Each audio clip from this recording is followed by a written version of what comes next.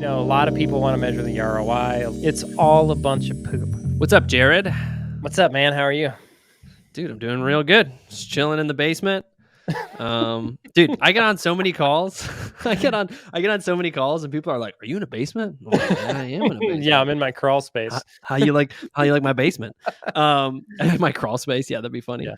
But what's so funny is a lot of times, I'm talking to plumbing business owners, and inevitably I'm talking about boiler tuning or something like that, and I always just start pointing. I'm like, "Yeah, like my boiler," and then I realize I'm like, "Well, they can't see my boiler." And I'm like, my boiler's right over there. That's why I'm going like this. Like, just for context, I'm not just pointing, over there for no reason. There's a reason. Yep. So if you guys ever talk to Joel, then he's pointing off no. screen. It's his boiler.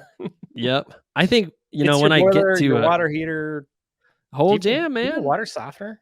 You do, don't you? do. Yeah. It's right You over got there. that funny filter on your slab heat? Yeah. His Yeah. boiler room is a little bit of a mess. Yeah, it's homebrew. Not by me. I would never do such a thing. Far too scared. But No, you would do way worse than that, I think. yeah, that's true. I mean, okay, No let me offense. just. I'm gonna be No transparent offense. here, everybody. None taken. I would never take offense at a truthful statement, or Yeah. at least I try not to. So I'm sitting in my crawl space back in the day, and I'm trying to. I don't know what I'm trying to do. I'm trying to hook something up because something's leaking, and I'm calling Jared. I'm like, "Dude, how do I use this union bolt?" And he's like, "What are you talking about? I got this stupid bolt." I call everything a bolt, and like I'm just so confused about how to work this thing. You didn't say union bolt.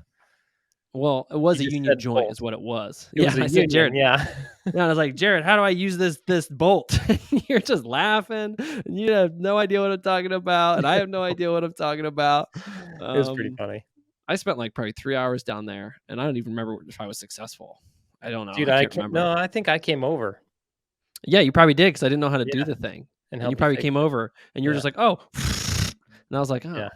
Oh, that's and how this goes. and that's why I am the ideal plumbing business customer because It's I not know my lack of, limitations. it's not lack of smarts, though. It's just lack of experience. Yeah, like if Yeah. you given me like if like in the same thing, I've helped you out do things, Mhm, and you would agree that I work well, mhm. that I'm a good laborer. So it's like give Oh, me yeah. time and I can do anything, but just like I don't want to put any of that time into it because it's not my jam, Yeah. which just results in funny calls in my crawl space to Jared about trying to figure out how to do stuff. And he just Yep. laughs at me and comes and fixes it, and I say, "Whatever, Yep. man. I'll just Yep. What's So funny no, is ain't no shame." I never think about plumbing. I think about, like, plumbing business, but I never think about, like, actual plumbing very often anymore. It's very, very rare. Like, Interesting. I had a guy ask me a question the other day. He, I was giving away my SOPs. Like, if you guys need Mhm. SOPs, there's a link in the description. You can go grab a copy. Actually, there's a bunch of links down there that you can go get all my freebies, bunch of free stuff. Mhm. Just take it, use it, and make your business better. All free, no strings attached. Anyway, he grabbed my free SOPs, and then he found me on Facebook and he messaged me. He said, "Hey, dude, because all my SOPs are they're all about the business, right? How the Right, business sure. runs, like how the day-to-day Mhm. operations in the business run, like Mhm. every bit and piece of it." And he's like, "Do you do SOPs for the guys in the field, like how to change a toilet?" And I Mm. messaged him back and I was like, "Dude, if you're hiring guys that don't know how to change a toilet, you got bigger problems, right?" Yeah. Yeah, 100%. And you know, that's kind of how I think about it. Like, Mm. if if I would say let the customer be the judge on whether they installed the toilet good enough. Like, Interesting. if they're getting callback, like, you might have a certain way that you want a toilet installed. Like, this is Mhm. the best way to install a toilet. And Mhm. you can try really hard to enforce all these, this is the best way, but then you're gonna Mhm. get some guy that comes and works for you, and he's gonna install a toilet a little different way.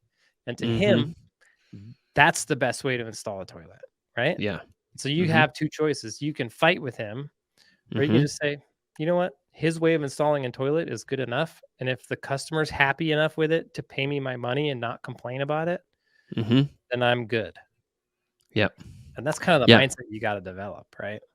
Yeah, and that's like a high trust culture that you can develop there too. And I think a lot of Yeah. guys appreciate that. Like I know that Oh, like yeah. at my previous job we would load planes, right? Mhm. And there's all sorts of ways to load a plane correctly. I mean, Mhm. there's regulations, of course, but I learned pretty early on that everybody can do it different and achieve the same result. And so, like, I would come by, and if I had to do like little quality things, I would make suggestions like, "Oh, you do it like this, you do it like this." But a lot of the times, what I'd find is like guys would do it, and I'd be like, "Oh, dang, I never thought about it that way. Like, huh, that's really cool that you did it that way." And then I could take something away. So, I think Yeah. I mean, we need to have humility there too to realize that like maybe the way you put in a toilet, you think it's the best until somebody comes along and then they open your mind to this little difference that you're like, oh dang, Mhm. that actually is like it could be like 10% more efficient, maybe even less. But in your Right. mind, it's a big deal. You're like, oh dang, I didn't think about that. Right. So yeah. Yeah, and I think, like, in business, you should let the customer be the judge, right? Mm, Like, mm-hmm. if he was getting a bunch of callbacks on his toilets, Mm-hmm. well, then obviously you got a problem. "Hey, we need to teach you how to put in a toilet correctly. Figure out figure out where you're going wrong." It's a Yeah. pretty easy Yeah. process. What are you doing? Yeah. But, yeah, I would let the customer be the judge. If this guy's putting in 100 toilets and never getting a callback or a complaint about a toilet and everybody pays their bill, he must be doing a fine job. Yep. And And you you probably see his name pop up in reviews. So Mhm. that's a good indicator too. Yep. Yeah, so you could I mean, I've known people who wrote SOPs for every single task in their price book, right? Mm, mhm, So, like, when you're growing a plumbing company, eventually you're gonna want a price book that you're gonna load into Service Titan, right? mhm, And the best way to do it is if you write your own price book, because then it's mhm, not all just convoluted with a bunch of junk in there that you'll never use. It's only mhm, stuff that you do in your area for your plumbing business, right? And it's just mhm. like the basic stuff. Everything outside of the norm, we can just Right. make it a custom task, right? Yep. But you can build a custom task like time and material value in your price book. Mhm. Um, so where was I going with that? Holy moly.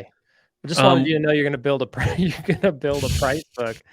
Uh, and so I've seen guys go in, right? mhm, And for every single task that they have in their price book, number 1, they build like thousands of tasks, mm. like multiple thousands of tasks. So now their price book is really hard to use because Sure. there's just so much in it that you're just thumbing through trying to find what you need.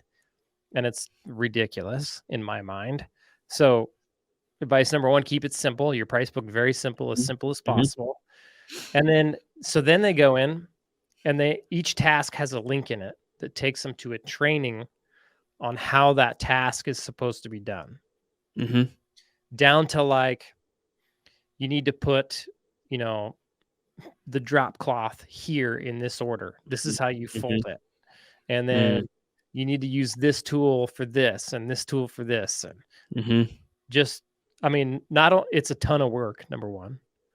So, mhm, like, somebody that I'm thinking of in particular, they have spent years mm, on those little things, those little details, right? Those mhm, little SOPs for each task in their price book. It's been mhm. multiple years they've been working on this Right. with the thought that, okay, this is Mm, I'm gonna get all this together. I'm gonna work on it for years. I'm gonna make this perfect system, right? Where mhm, everything is under my control and mhm, everybody does everything the exact same way every single time so that we can be maximum efficiency. mhm, And mhm. then I'll grow my company. Oh, wow. Right? So it's a cart before the horse issue in that example. Pretty much, yeah. Not even a cart before the horse, which I'm sure we'll get to. It's kind of like an unnecessary cart that you might have not needed. Yeah, I'd say it's an unnecessary cart. But, like, in Yeah. that instance, like, I would say he's, like, way too concerned about these little details. Like, Mhm, what if a guy goes to a house and he doesn't install a toilet mhm, this way? Right? That's his worry. So he wants these guys to go install this toilet this certain way, and he's, like, freaking out in his own mind about this little detail that likely doesn't matter anyways. And so mhm. kind of the right attitude to have would be, "Yeah, okay, I'll worry about that when it becomes a problem." Right. Because Yeah, he would you could likely find out mhm, that it never really becomes a problem. And if it does become a problem, it becomes a problem for one guy, Mm-hmm. and you got to train that one guy rather than spend years writing this Mm-hmm. SOP on how to put a toilet in, right? And Mm-hmm. worrying about these little details. You know Mm-hmm. what I mean? I do, because a lot of the times in my experience, because for my last work, I wrote a pretty extensive training manual that went through a lot of the things that we did, like picture this is how you open these doors on these aircraft. You do this, you do Mhm. this, you do this.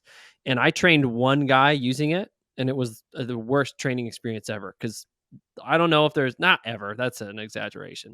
But he was funny because this guy was gung ho. He was like, "Yeah." He's like, "Joel, let's do it. I'm all here for it." And then halfway through, he's like, "I just gotta go do it, man. Like, this is too much." Yeah. And that I understood. I was like, okay, this isn't a useful thing, even though it's really informative, even though I put a lot of time and detail into it. At the end Mhm. of the day, the application was there wasn't any application there. Right. Um, and And can you imagine, like, if you tried to sit down and teach him every single little detail about every single little bit of just loading planes where you worked?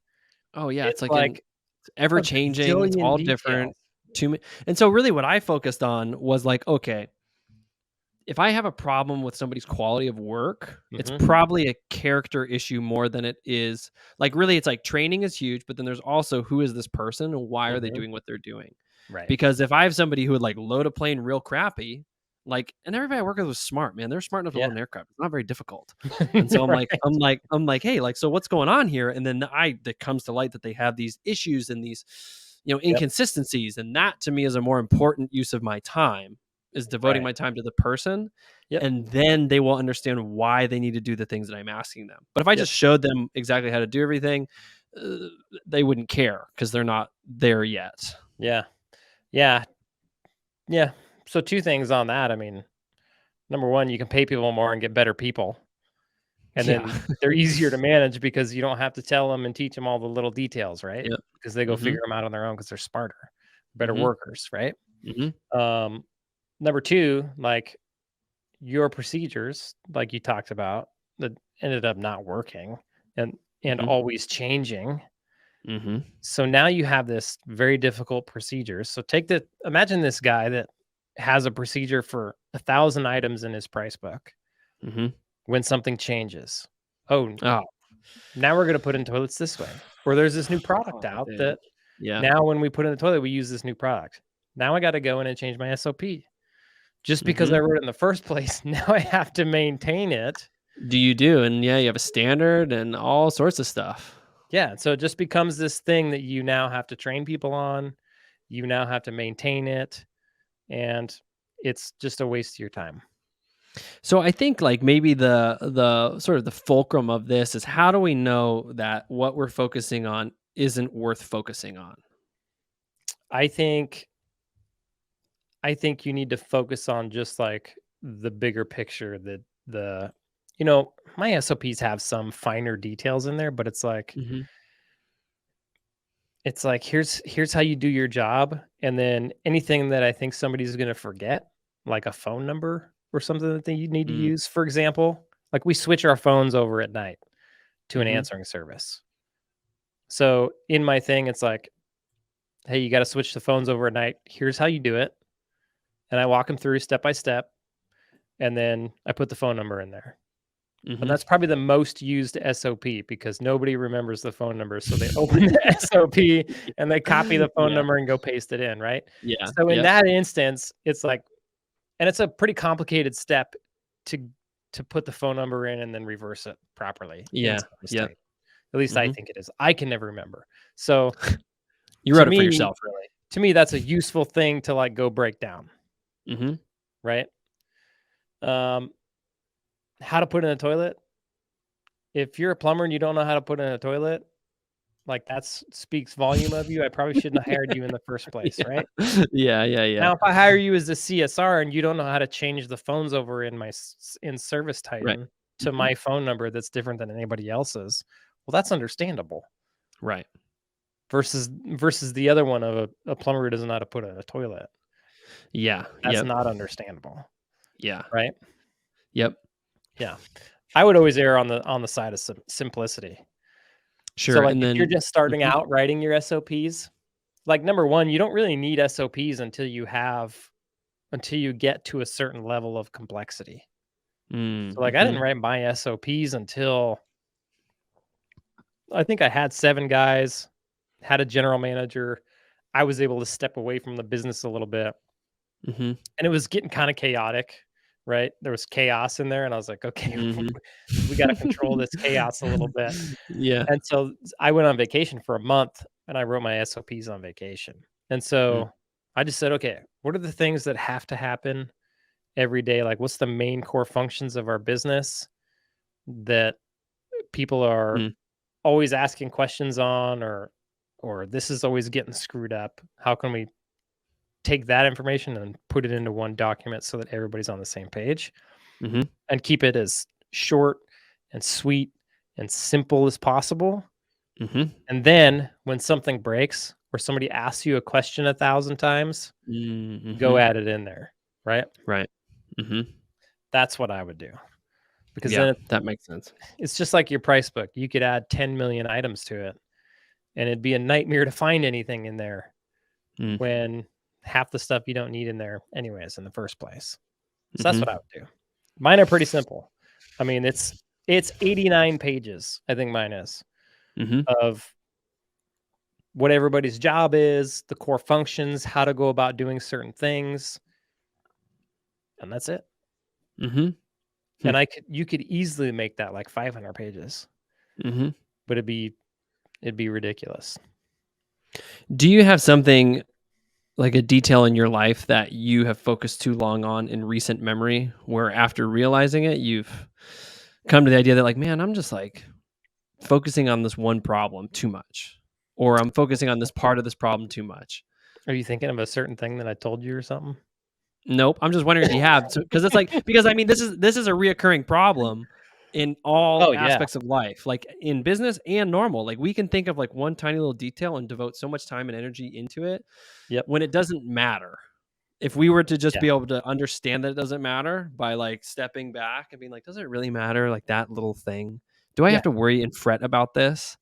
Um, Yeah, I mean, I still do it to this day. I mean, like I'm building our course and our coaching program out, and I'm thinking about, we've got all these meetings scheduled, and what happens if I want to go on vacation? mhm, Got to notify all the people that this meeting's canceled. Jared's going to be on vacation, or Joel's going to take this meeting. It's going to be about this. Make sure you show up, mhm, right? Just so set mhm, their expectations. And mhm, so we could mass email everybody in our system, or mass text or email everybody in our system the changes.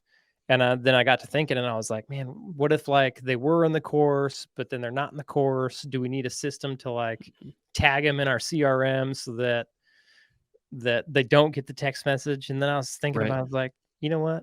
Who cares? Like if they've gone through our whole program and they're not in the program anymore, we still text them. Big whoop de doo.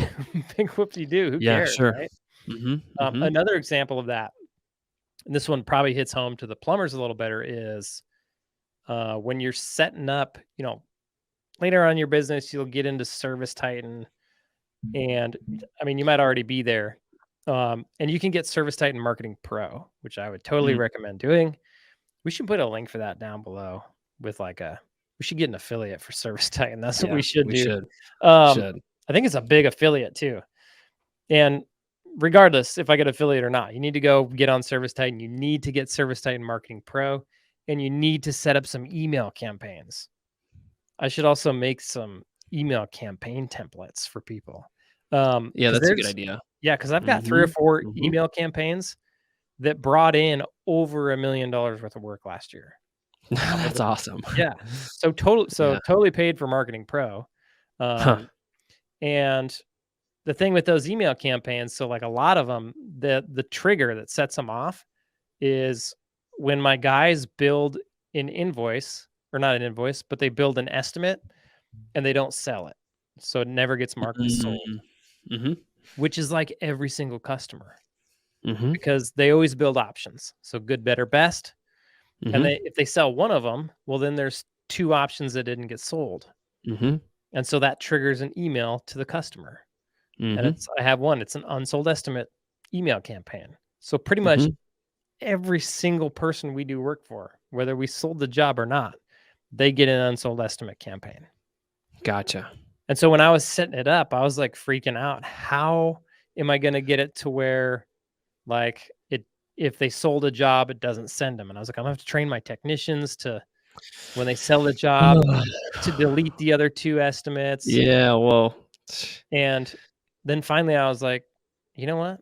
Who cares? I'll just right. email them anyways. And it's been Mhm. awesome because, you know, number one, now we go, so that person searches for a plumber, they find my company, or they've Mhm. seen us all over social media, so they just call us, right?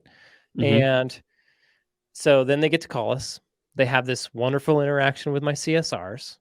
They Mhm. get to get on the schedule. Then they get this wonderful interaction of getting a text that my they've been scheduled with my company. Then Mhm. they get this wonderful text that a technician is on the way. Then they get to Mhm. meet one of my wonderful technicians. He gets to Mhm. provide them with options and be super friendly to them and fix their problems super well Mhm. and bill them, and they get their day back and they're super happy. And Mhm. then they get a bunch more emails in their email inbox from Prospector Plumbing, and my that I get to get in front of their eyeballs again, right? Right. Again and Yep. again and again and again and again, right? Yep. So they've had Yep. like this all these touch points, right? And those emails Mhm. go on Mhm. for like 4 weeks. So they'll Mhm. just continue to see my emails. And a lot of them Mhm. call. They're like, "Hey, I got this email about this work, but I already had it done," right? And my Mhm. CSRs is like, "Oh yeah, that's just our automated system. Don't worry about Mhm. it. You can just ignore those." But they still Mhm. see them in their email inbox. Yep. And And the that thing one is, email brought me in $700,000 worth of work last year. Just that mhm. one email campaign. And the thing about it that people have to remember is if they open the email, that's great.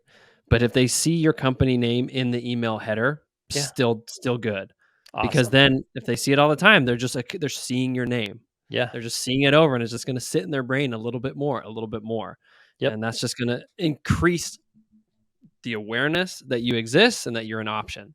So Yeah. all just and then all these touch points, they all compound and they Yep. all result in work. It's Yep. not just like the whole strategy is really cool because it all jives together. You're not just buying leads all day and Yeah. hoping that that continues to work. You have all these other things Yeah. because That's why I always say, like, a lot of people wanna measure the ROI. A lot of marketers will tell you, you know, "This is the ROI on this. Like, here's the ROI. This is what your return on ad spend is." It's all, if you sit down and you think about it and you actually understand it, which I do, it's all a bunch of poop. You ca you can't actually measure the ROI 100% accurately on anything. sure. Hmm. You can't tell me, right? Like, I can't even tell you, I tell you $700,000 came from that email campaign, Hmm. and that's accurate only to the point that that's how many people clicked the call button inside the email campaign, right? Hmm. And actually Hmm. called us and booked a Hmm. job, and then we did more work for them. Hmm. So, all the people that just saw all those emails and I stuck in their head and then they just called us later, I can't measure that. No. But I can tell you from experience, like, we the more touch points we had with the customer, the Hmm. higher our work volume, Hmm. right? Seen it And time there and time again. and I think there's always a conception that everybody's looking for a silver bullet all the time. In every industry, everybody's Mhm. looking for a silver bullet. And I think the quicker people get out of there is a solution. Like this goes back to SOPs. Great SOPs won't solve your business problems. No. They can help or they can hinder depending upon how you approach them and how you write them, but they Right. won't just make everything better. No. Great marketing in one channel, like a great whatever it is campaign Yep. can help, but it's not the silver bullet and it's not going Nope. to last for eternity. Right. So the more people can get accustomed that like, okay, the more things I have working for me on all fronts, Yep. the better it's going to be. I mean, Yep. an example would be like, Eddie trains your technicians once a week. Yeah. Um, he does that because he's trying to produce a culture and of training and of always learning. I mean, he could just give him a Yeah. book to read once a week. He could just do something different, but Mhm. he doesn't approach it like it's a silver bullet either, because it doesn't solve all the problems, but it's a Right. meaningful exercise. And Yeah. then there's conversations he has with the technicians. It's all compounds into something that will start to move the needle in a direction. Yep. And there is just no silver bullet. There's nothing that's No. just going to immediately uptick. I mean, I think the closest thing that I would say to a silver bullet would be increasing your price, but that's just the beginning. Like, Right. that's just going to help you get to where you go. It's not going to solve all your problems. It's going to just allow you to actually achieve the success you want for yourself. Yeah. Yeah, I agree. Like, even with your, you know, example of Eddie doing our training every week. Mm-hmm. So he's been doing that for like a year and a half. Mm-hmm. And we've seen, you can go back and look at my numbers, and I can tell you, you see the steady, very minimal, but Mm-hmm. very steady incline in the productivity of my technicians. Huh. Not just the productivity, but like the 5-star reviews are going up, Mm-hmm. the 1-star reviews are going down, Mm-hmm. the happiness of the customer is going up. Um, Mm-hmm.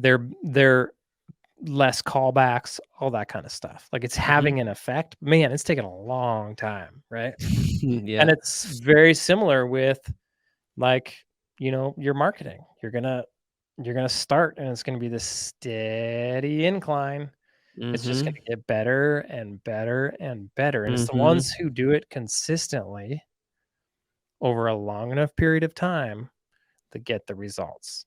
And I think that is so true for, like, everything.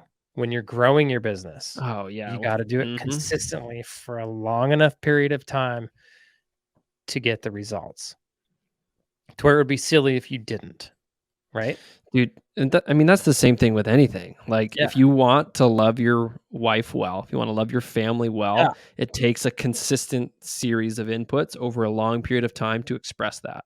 yep, It just translate across the board to everything. yeah. Like, That's how you're if gonna I, go write your SOPs. You're not gonna sit down and yeah, write them in one day, right? yep, You're yeah, gonna go in 100%. and you're gonna split it up into little Mm, chunks, and you're gonna do a little mm-hmm, bit, one little piece at mm-hmm, a time, and make a little bit of progress, and then mm, 2 weeks later, you're gonna wake up and your SOPs are gonna be done, or a month later, you're gonna mm-hmm, wake up and your SOPs are gonna be done, right? mm-hmm. Just how it is. And then Yeah. you're going to have to wait for those SOPs to start to take effect and Yeah. grow roots into your business to actually bear fruit. Right. Yep. Yeah. Mm-hmm. Definitely. We all want it now, and we all want as much as we can handle right now, but that's not really how it works. Yeah. except ironically with like bad things. Yeah. Like windfalls of success do happen, They do. but them happening in a vacuum is probably not very common unless it's like a lottery, right? Right. Like, typically, like when you hit that windfall, it's because you've built all these things up, and then suddenly you Mhm. get to a tipping point of size and scale, and then there you go. Yep. But the opposite is very true, where you can hit the opposite side of that, and then just you're done and you're out and you got nothing just all of a sudden. So, I'm gonna say the one thing that's gonna stop you from having these tiny little wins that all build up to you owning a multi-million-dollar plumbing company are those little hangups that we're talking about. Those Mm, little things that you're mhm, worrying about that you shouldn't worry about. mhm, Like, if it's not directly affecting your business right now, don't worry about it. mhm. Just chill Maybe out. write it down and think about it later if it's pertinent. Yeah, something. Do something. But that's what's gonna stop you. I've seen it time and time again. Guys get caught up in these tiny little hangups, and they end up spending, you know, lifetimes on hangups rather than lifetimes on building blocks that build to achieve success. The Hmm, things that actually matter. hmm, The bigger stuff. The mhm, meat and potatoes, right? mhm. Yeah. Yeah. Cool. Cool, man. Cool. Thanks, Jared. Thank you, Joel. Anytime.